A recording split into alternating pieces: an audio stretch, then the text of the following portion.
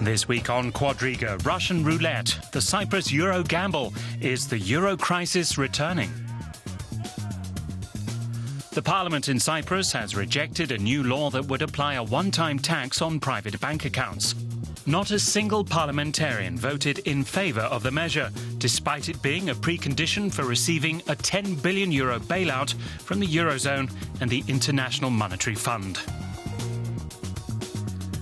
But it's not just the country's banks that are underwater. Cyprus has the highest level of private debt in the entire Eurozone. After rejecting EU conditions for a bailout, Cyprus is looking to Russia for help.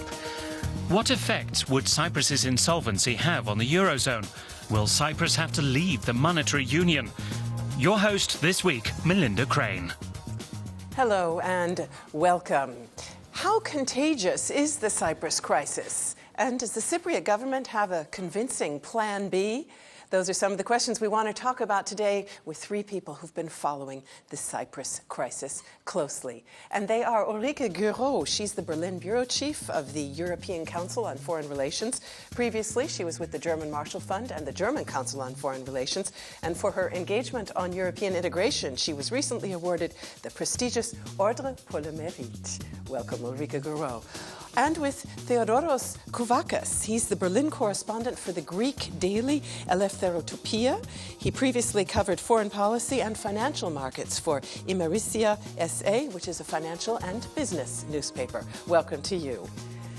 And Friedrich Thelen is with us as well. He's had a long career at the German business weekly Wirtschaftswoche, heading its Berlin bureau until his retirement a few years ago. He is now working as a consultant. Welcome to you as well, Friedrich Thelen. Ulrike Guérot, it's now looking like that Russian white knight might not be as quick to rescue Cyprus as apparently the Cypriot government thought initially. What chances do you give the possibility of a Russian bailout? Well, honestly, I don't know, and I think nobody knows at this point. This is not an easy thing to do. We know that there are Cyprus negotiations in Moscow ongoing. I'm just coming back from Brussels, and the council people are also basically negotiating in all directions. I think what's the political point here is that we need to see that Europe and Russia, in one way or the other, on energy, on politics, are intertwined. So obviously, this is for the Russian government a sneak into EU affairs, which they can levy and leverage more or less against the European Union if they want. So it's a dangerous situation, and I think we need to not overlook that there is a dangerous EU-Russian connection here. Theodore Kouvakas, tell us a little bit more about those Russian Cypriot ties. Apparently, they don't only stem from the fact that oligarchs had a lot of money in Cyprus. It was mainly that. It was mainly that Cypriot banks were not asking too many questions when the Russians would come and try to open an account or establish a company, an offshore company there, which was relatively easy, very cheap, with 500 Cypriot pounds of that time, 10 years ago. You could have your own company and be taxed only with 10% instead of 30 or even more in many other countries. So that's what they did. So possibly some money laundering temptations there. But beyond that, there are also cultural ties, aren't there? These are both countries with the Orthodox religion. Yes, but so are all the Balkans. And we have differences between Russia and other countries in the Balkans too. I think it was mainly because it was easier for the Russians, who had the chance to start traveling and moving their money around, to start doing something creative with it instead of having it taxed or controlled by the regime. I think it was as simple as that. Creative is a wonderful word to describe this money laundering. I mean, I think it's not an offense to say that there is not only a rumor, but creative action with money. That really smells on my tongue. But also, it was a wonderful chance for those Russians, well-to-do Russians, oligarchs, whatever, to acquire a citizenship with what they could travel freely in the European Union. No more visa, no more restrictions. They were Cypriots, and as Cypriots with this passport, they were a member, they were Europeans. That was very easy, and they're not few. I mean, it's something like 800,000 Cypriots people and 28,000 Russians who have their citizenship. But in that case, what's so scary about the notion that maybe Russia might be called upon to bail them out? After all, your own country, Mr. Thelen, has made it very clear that it's not eager to bail out Russian millionaires. So why all this outcry about the fact that the Cypriot finance minister is now looking for help from Moscow? No outcry for me. If Russia had the feeling they are acting on behalf or in the best protection of their own citizens, maybe oligarchs, quote unquote, why shouldn't they buy a bank there or do something proper to help? They did give them a credit years ago already, something 4 billion, but credit is not the question of the day. You need new, fresh money or not credit. You need a gift, to be honest. And if the Russians really want to get into it, I follow your argument. We are closer involved with Russian politics, energy, and the rest than we sometimes realize. And if the Russians have the idea, not starting automatically with a military base, I mean, that is what is in the newspapers as well, because the Syrian-based Tartus harbor used by the Russian fleet is in difficulty. As we know, Syria is not a very safe place these days. So if that is going to come to, then security, security, What do you see as the real risk of a stronger Russian involvement? Brussels has been very nervous about the fact that these talks are going on, and apparently they are still going on. What's the problem there from the Brussels point of view? Let's mention for a footnote that in 2004 we should never have letting Cyprus into the EU for a start. There was a UN plan, a referendum. I mean, everybody, just to go back to initial sins, we had the options to not do it, and then basically we just did it. But you mean EU or you mean the money? It's worth saying this. So now that you call it, there's an honourable list by now of countries that shouldn't have been let into the EU. It's just like if you do collective mistakes, then after we should also find collective solutions. Now Cyprus is in, and it's a collective sort of mistake that it happened in the first place. Just to say this, with respect to Russia, I mean, Mr. Thelen said it. There are a couple of sort of meta-level things here which matter. There's energy, there's Syria, there is the role of Russia on the current Syria problem, which is a very, very deep problem at the borders of the European Union. There is Turkey, there's security interest, and there is basically the problem that whatever we do, Russia is there and won't go away. And that in the psyche of Russia, which is, by the way, getting more and more authoritarian, which we know, pussy riots and so on and so forth, the whole European Union does have a problem with Russia, and we need to acknowledge, and whether we want this or not, but Russia is not vanishing from the map. It will just stay there, and we will need to deal with Russia. So Cyprus, telling me that Cyprus, in a way, has become a proxy battleground for Cyprus a kind of new chapter of the monetary Cold War?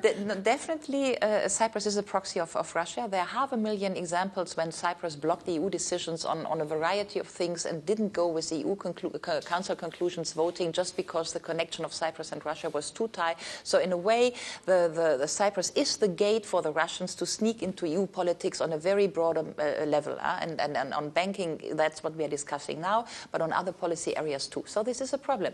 But the problem doesn't go away if we say sort of keep the Russians out. The problem is to think about how we can work these things out with the Russians, because again, they don't move away. And also Germany, the country we are sitting in, has a very strong tie with Russia, going back to energy. Energy. Exactly. We are told that Russia, when it makes a deal like this, generally is looking for hard assets, Theodore Kouvakas. Makes sense. Not necessarily just some promises from Cyprus that eventually it will repay that. I think they've got 2.5 million in debt already to Russia. Now they're looking for a great deal more. Yes. Billion. What about energy? Apparently there's one idea floating around that maybe Cyprus could promise Russia control of the gas offshore. Is that a viable prospect, do you think? I don't think it's practical, because in order to start drawing gas, it would take something like 7 or 8 years. And this kind of a game, diplomatic game we have right now, it's not a 7-8 years plan. It's a much shorter. And I don't think they were looking for new loans from Russia. What I know, I think, and my information says is they were trying to bring Russian capital into Cypriot banks. But that is something we don't know if it's going to happen. The Russians don't look so eager to do it. And we should not forget that the Russians already have a very strong relationship with many European countries in energy, in Germany. Germany, yes, of course, a pipeline, and BP. Also, and lots of other relations in various areas. So I don't think Russia would like to risk its relation with the big ones in the European Union in order to save Cyprus. And that is what Dr. Schäuble nearly said yesterday at the budget committee at the Bundestag, when he said the only way for the Russians to work, to help Cyprus if they want, is for them to invest in Cypriot banks. Recapitalize and those banks. That investing in Cypriot banks would automatically let the Russians know exactly how many Russians have taken dirty money from Russia, washed it in Cyprus, and then reinvested it in Russia. Well, exactly. Apparently, Mr. Putin would like to know more about that money that's sitting there because, of course, he'd possibly like to get his... Excuse me, it's not sitting there. The medium term time that a capital above 500,000 euros stays in Cypriot banks is 20 days. They come in and they go out. And that's one of the problems of the Cypriot banks. And Sorry, Ulrike Guérot waiting. Just that sentence that I think, as you said, it's the chance for Putin to show cooperative with the European Union because they are so engaged with Europe and the Russians need Europe for a variety of other things. This is also, I think, from the EU side, a test case offering Putin to say, here you can play cooperative and we will watch that. Yeah? Well, but also simultaneously giving Russia the opportunity to look strong while the EU looks weak, isn't it, Friedrich? No, that's definitely also an argument. But the European Union will not, by all means, not be against Russia by buying a bank or two or whatever, supporting and stability. There would be no controversy. But the argument is not anti-Russian. It only becomes more difficult if it's a security point, if those things change in a way that Cyprus becomes a sort of forward post for power projection of Russia. And there's one argument I do disagree. The Russians don't need, or Mr. Putin doesn't need a bank in Cyprus to find out what his oligarchs do. You can be convinced he doesn't tell us, but the Russian internal security services, only to put it mildly or very bluntly as well, they know very well who does what. But the regime in power, I'm not speculating about the private wealth of Mr. Putin, but the regime in power is part of this oligarch all around. There are no poor people surrounding him. So he knows this already. Those who play against the rules, they try to make politics, then the poor guy is still sitting in Siberia, Chorovsky, but normally he's well aware. Ulrike Guérot, you mentioned a moment ago that Cyprus probably shouldn't have been let into the EU in the first place. There has, of course, been a lot of blame game finger-pointing already this week. But so let's jump in there ourselves, starting out with the question, perhaps Russia should have been consulted at the outset. When this deal that fell through was being negotiated last weekend, why weren't the Russians in on the process from the beginning? Well, that's a good question, but it was dealt on a European level, Eurogroup way. So normally this is European internal negotiations. And, you know, I mean, probably it was a mistake to overlook the Russian implication from the beginning. And that's what we are addressing now as a mistake. But hopefully we have a learning curve. But, you know, initially we started sort of after Greek and after Italy and after all the crises we dealt with on a Eurogroup level negotiation strategy. I think it was sort of path dependency in a way, administrative short thinking that we overlooked the Russian dimension in that extent. Another blame issue, Theodore Kouvakas.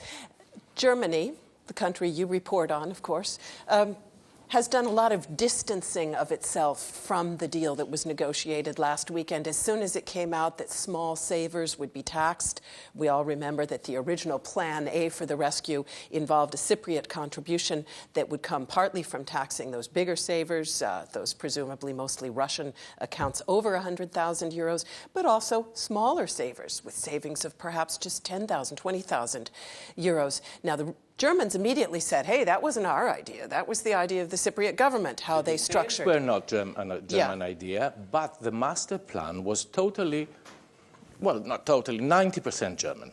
And the question is, for me, shouldn't Germany and shouldn't the other EU member countries have been leaning harder on the Cypriot government during the negotiation process to come up with a politically feasible contribution structure? To be frank, they should have been leaning towards a Cypriot government years ago when they decided that Cyprus should be part of the Eurozone. And they should, the authorities which are supposed to be controlling what is happening in Europe, they should do their job and report and say, okay, we draw a red line because this is a recipe for disaster. And unfortunately, the European Union and the Eurozone is full of political decisions about financial matters which are based on the political side of the situation or vice versa. And that didn't work. Friedrich, Thelen, Germany, very much being scapegoated in Cyprus, lots of posters and anti-German statements coming out during those demonstrations by the smaller savers. Do you think Germany overplayed its hand here? No. One can discuss about the special steps and how big the sum of those small savers should have been 50,000, which were totally free of it, but all above 50,000 or whatever. But the government here has to explain, we have an election year apart from anything else, why German taxpayers' money, people who make between 2,000 or 3,000 euro net a month, should contribute to help out oligarchs in Cyprus. That is how simple the public sees it. There are other difficult implications, but a government here, and it was a condition of the chairman of the Social Democratic Party who made it totally clear that if there would not be a contribution on the Cyprus side, the opposition, i.e. the SPD, possibly also the Greens, would object this thing in Parliament. So this is, the government used this, maybe not precisely enough as a medium, to get this whatever legislation, whatever act through to help Cyprus. You know. That's a fair point, and obviously this Russian mafia sort of intertwinement here is a case that makes it very hard to explain to German taxpayers why we should help, obviously. And then we are already in an inflamed German public opinion because that's after Greece and Italy. It's sort of always the bailout sort of question, which we are hanging out with 2 or 3 years. So public opinion is already sort of inflamed, or inflammable. Do you think that the Chancellor takes a tougher line because it's an election year? First, because it's an election year, definitely, because we have election in 4 months, and legitimately so. But second, also because there is that Russia thing here, which is an objective argument why this bailout makes it harder to be argued than others. Yeah. Having said this, I think Germany needs to be careful about growing anti-German statements in the south. I'm just coming back from Brussels, as I said, if I believe what people tell me about feelings in Athens, in Spain, and so on and so forth, in Italy, there is a point here that the Germans, I think, are overstating the argument of victimization. And this argument oversees a lot of the complexity of the crisis, which is that Germany also has been benefiting from the crisis, benefiting from the euro, benefiting from single market, our export industry, and so on and so forth. So this argument, we pay for everybody, and it's always us who need to bail out, is a little bit a shortcut of the whole story. At least it's a very monocausal explanation of a multi-causal crisis. And the more we push that monocausal argument in Germany, always us to pay for lazy people or corrupt people in the south, the less I think we will have the possibility to go for creative crisis solutions. Because what we need to see is we are all in that game and all in this boat. There are no more simple solutions Perhaps there are even no more good solutions. But then it's to everybody to come up with the part of and share of self-responsibility in the whole game. Now we're back first to the adjective of creative. If I hear creative, I get funny feelings. We had that with the Cyprus banks. So, and creative acting with the crisis. It is true, there is an anti-German, but it's nice to pick the German Chancellor, for those who object. But it's not only Germany alone. The Dutch, the Danish, the northern part, the Poles, everyone in the sort of more solid economy, and those economies in the Baltic states who did everything to come up after they're in debt, they say, well, it can't go on. And the difficulty with Cyprus is the blackmailing aspect. That's the Russian component. They're not the Russian. If they get away with that, without contribution on their own side, then most definitely the next nation is around the corner and say, if you help then in Cyprus with these oligarchs and money laundering in the background, my God, why don't you help us? We don't have this criminal past. The blackmailing potential becomes bigger. Therefore, you need a contribution from the Cyprus side. And by the way, it is totally fair. If people, and look at the income tax. Do you know the income tax in Cyprus, how low it is? 10%. 10%. That's one of the reasons why the money was flooding in there. And they don't change it. That was a discussion. I'm not against drying off the Cyprus as an offshore place within the European Union. I'm not against. I mean, we agree on this. Yes, but that's his contribution which is demanded from the Cyprus side. And they don't deliver. They don't deliver. And Monday again, the Cyprus government had said they were not wanting to change. They were not changing. That's an exaggeration, I think.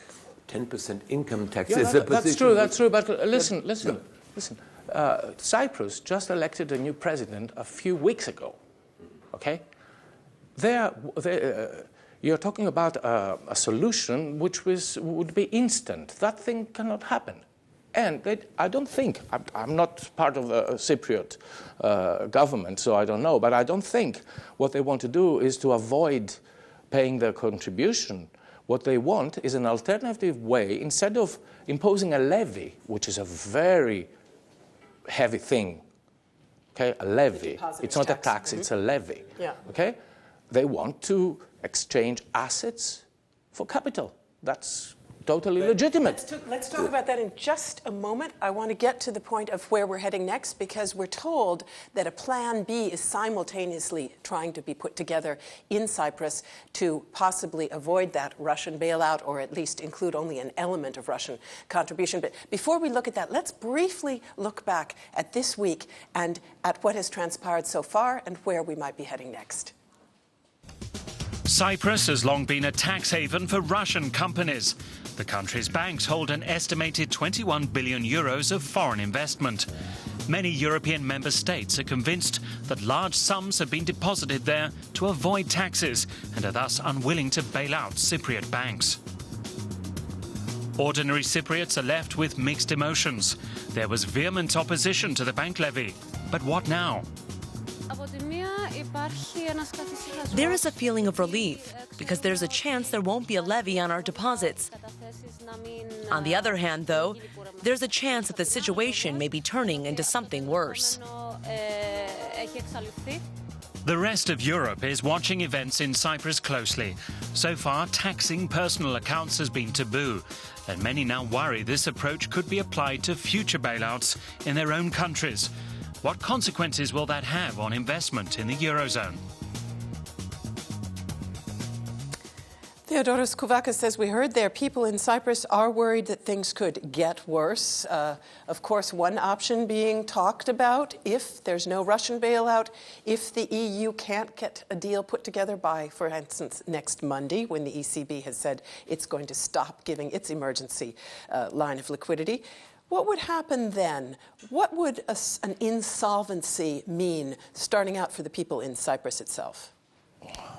Insolvencies are always worse for the people and not for the bankers or the politicians or the wealthy ones who already have taken precautions and have secured their capital. And it's always like this. And that's the ridiculous part of it. Because If you look at the demographics of capitals in Cypriot banks, you will see that 49% of accounts have more than 500,000 euros. 49%. 65% is more than 100,000 euros. These are not poor people. Okay? Why did they try imposing a levy to the ones who have 5,000 or 6,000 euros in the bank? That is political suicide. Yeah, it's insane. Okay? And it seems that we are in the reign of irrationality. Maybe we could find a solution, but we have to first find out what the problem is, and we don't know what the problem is. The problem is legitimacy, and the problem is democracy, because this is precisely what you say, that, you know, if you want to go for little, yeah, it's a very big, it's a very democracy is not a problem. It's a very democracy was a problem because we were all basically, I mean, European people in Brussels were basically expecting that the Parliament vote yesterday would go well, and that the Parliament would vote for the bailout, for the package, and then the Parliament basically did an act of democracy, and they voted no, because it would affect the people. So there is a problem of democracy and about legitimacy in this whole thing. And it precisely, as you said, it touches the poor people or those who haven't big savings, and we don't do a differentiation between the big savings, everything you pointed out. And the real problem here seems to be, that's what I heard, I mean, it's just a rumor, but that the political class of Cyprus is more afraid to tax the wealthier than the poor, just because the pressure and the blackmailing from the Russian side, sort of, that's my cousin, I know him, is much more important than from the little widow who has a little saving here. And that is why the fearness or the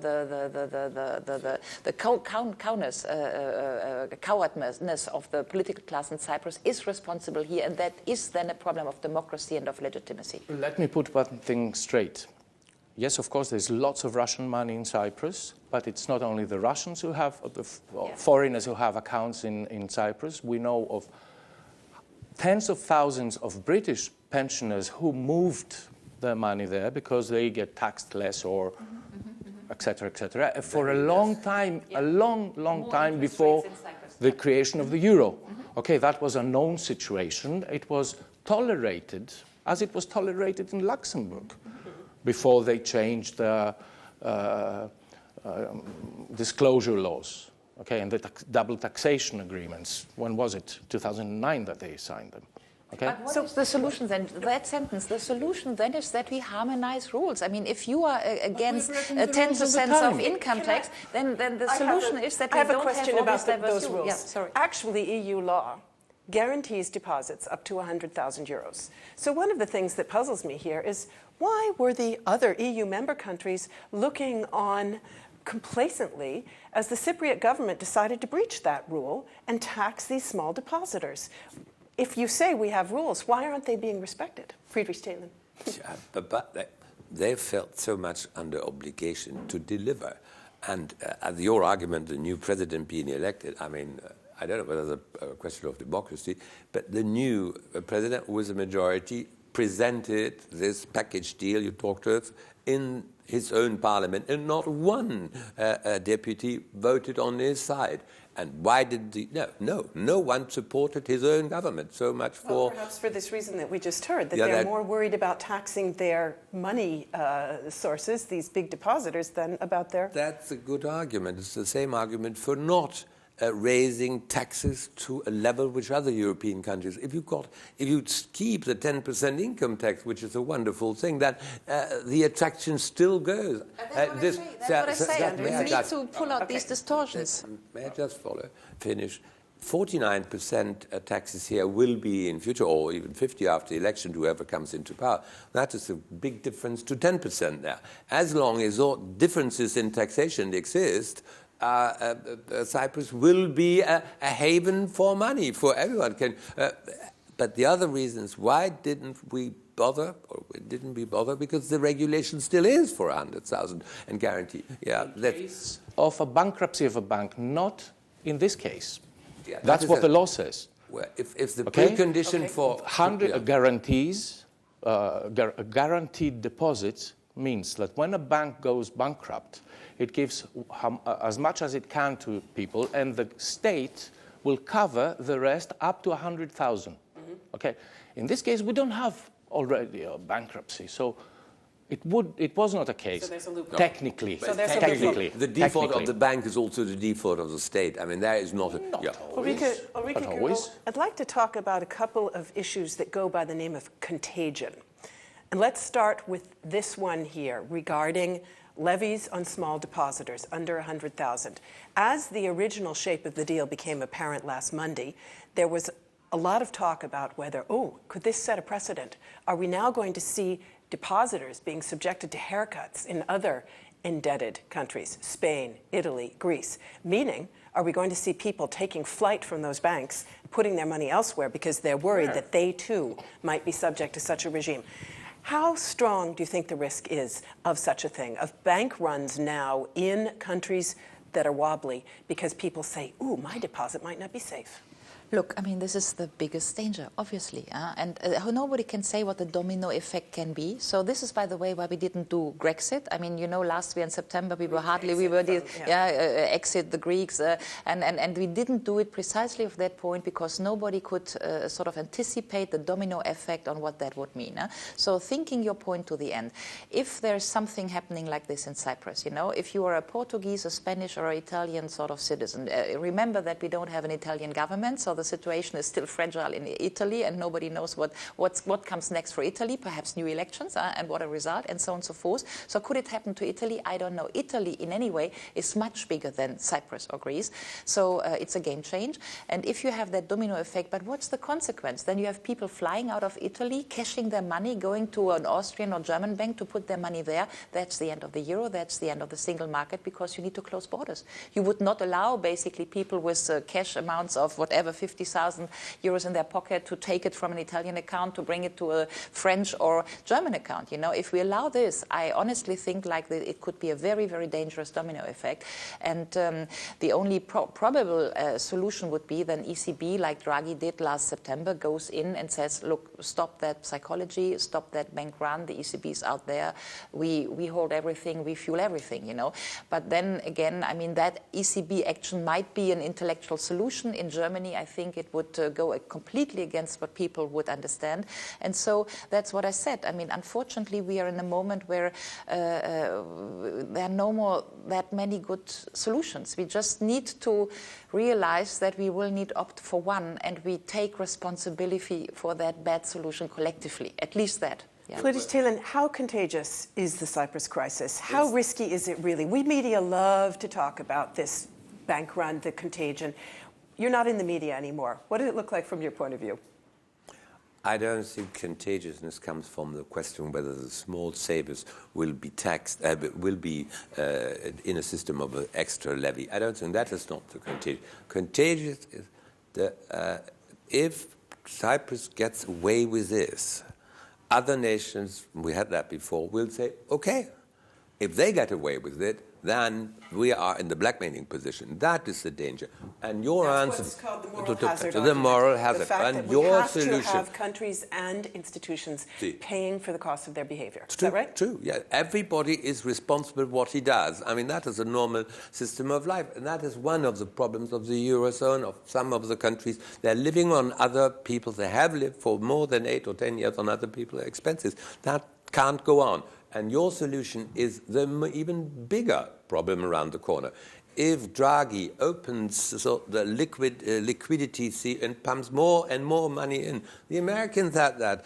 The Fed for years and years, money was pumped into the system for very well considered social reasons to give them the chance, I mean, keeping the interest low, give them the chance to buy their own houses. Look at the subprime crisis which came out of it. And in this country, one should not forget, political crises in this country have always something to do with inflation and the haircut at the end of the thing, as it was in 1923, as it was in 1929. Yes, the Germans are very alert to the fact that what they have saved is going to melt away somewhere, and the stability of the system.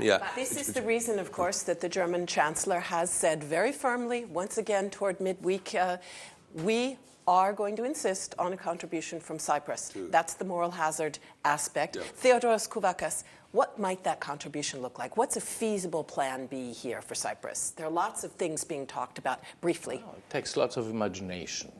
If we take out the banks and somebody buying either banks themselves or a part of the portfolio, which means both assets and liabilities, which is something that would take months and not hours or days, I don't know. I'm reading things about raiding the pension funds, for instance. Well, they said they said they should nationalize the pension funds, which means that they undertake their liabilities, but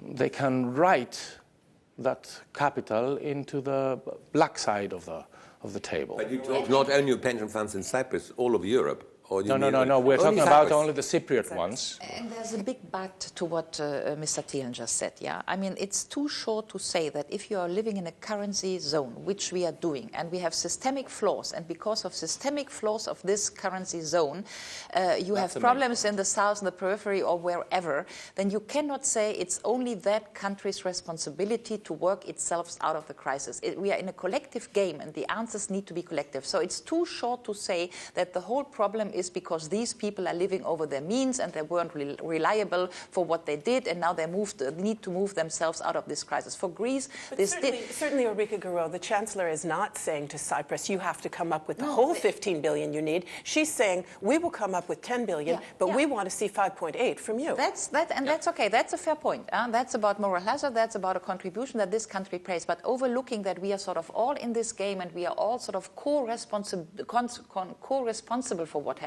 I think this is the other flip side of the medal, and we should not overlook it. Yeah. You don't overlook it, but if you take obligations, you're responsible to follow the rules. And some of the countries have admitted to falsify their statistics. Greece had openly said for years and years. But that's another ball game. It may be allowed, or we didn't know. Your Brussels friends would also say, we didn't know it. I mean, we were tricked there. Yeah. So, Friedrich, would you be willing to countenance an insolvency by Cyprus? Do we need to be prepared to let Cyprus simply go default? But there are two sides. And the one side is... Yes or no? It depends on what happens first. If the Cyprus government comes up with a solution with contribution on their own, then I would say no. Then we're going to carry them through. It shows they're taking responsibility. But if they behave like yesterday in Parliament and reject it for a question of honor, it could come out of an American movie. Question of honor. I don't think it was a question of honor. I think it was a question of politics. Okay. Maybe politics is honor. Politics is rarely honorable, allow me. What politics is honorable? Rarely honorable. Rarely. Okay. Rarely. But the title didn't come from us and not from the newspaper. No, a question of honor was said in the Cyprus parliament. Okay, if they do step over that restriction or funny behavior and contribute, Cyprus should not in any way go default, should be helped by the others. But if not, then Cyprus will go default. I don't think that the government in here will go step in. The Social Democrats have said yesterday, if they don't contribute with their own side, we will not support the thing in Parliament. Ulrike Guérot, how contagious would an insolvency be? Would it reignite the entire euro crisis? I mean, I think this is a Nobel Prize-winning question and nobody has the answer. And because we wanted to provide an answer to that question, we did the whole last 3 years and never accepted defaulting a country. It was the message of the EU that united we stand. This is a nice little country. Yeah, but little or not, it's not the problem. It's systemic, yeah? And whether it starts in Cyprus or in Greece or in Portugal or in Ireland is not the question. The moment you let it go, and it's an unraveling process. That's what I tried to detail, you know. I mean, where would it stop then? Because again, I mean, the situation situation in Greece is still inflammable. The situation in Italy is fragile, to say the least. The situation in Spain is under strain, so it could go very quickly. And nobody has the answers, and I don't want to sound neither apocalyptic nor nothing, but we hold the system together because we didn't want to anticipate the potential price of unraveling. And I think the system will provide... Yeah. We are holding together a system that we know and admit that it is faulty. The architects of the euro... It's a catch-22. But what do you want to do? You can't renegotiate the entire system from scratch overnight. You have to fix the loopholes, you have to close the loopholes, you have to fix the systemic problem, and it's going to be going on. However, the house is burning down. That's one thing, yes, but somebody is putting fire on the other side of the house. As soon as you put this part out, then the other one is on. So what you have to do is find out, agree on what the systemic problems, the structural problems of the euro are, okay, and try to fix them. But politicians who created the euro, they all thought, Germans, Greeks, everybody, they thought they were in for a free meal. There's no such thing as a free meal. And this is precisely the point, because the systemic flaw is that we still behave as if we are 17 national economies who work sort of against, and everybody is responsible on its own. And this is, no, it's not true. In a currency union, you need to have fiscal transfers, you need to have a basis for taxes, and so on and so forth. We knew it doesn't exist. The problem is that there are different regulations in the countries. We don't have the common European rule. But maybe that's another ballgame. One should have. We were wishing lots of things, but governments have objected to that. And as long as you don't have a common financial fiscal policy in the EU, then you're okay. I agree. But you cannot say if we would have them, we don't have them. If you have them, we're in a different ballgame. But we are not in that system. And we're not in that system. We must behave that governments survive, even in this country. And this is, surely we can agree, we're on a two-track system right now. We're looking for long-term integration. Simultaneously, we're looking for a short-term solution. Ulrike Guérot, one sentence. Will we find it by next Monday when the ECB cuts off the lifeline? I hope. I think we're in a catch-22, which is we need to defend a system which does not work. And we need to do this as long as we can more integrate. Thank you to all of you, and thanks to all of you out there for tuning in. See you soon.